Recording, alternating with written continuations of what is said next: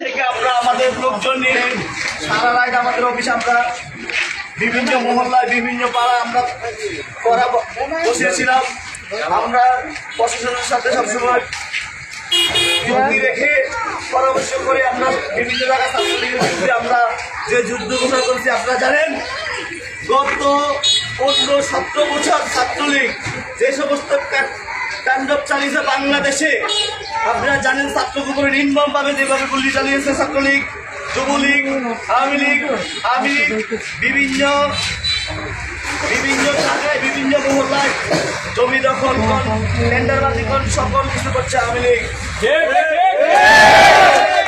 যুবলীগ সারা বাংলাদেশে মানুষের সম্পদ চাঁদাবাজি সবকিছু যুবলীগ হয়েছে। ছাত্রলীগ মানুষের দর্শন, গুলি করা হইতে এমন কোনো কাজ আমরা জানি বিশ্বজিৎ হত্যা কিভাবে হত্যা করেছে ছাত্রলীগ।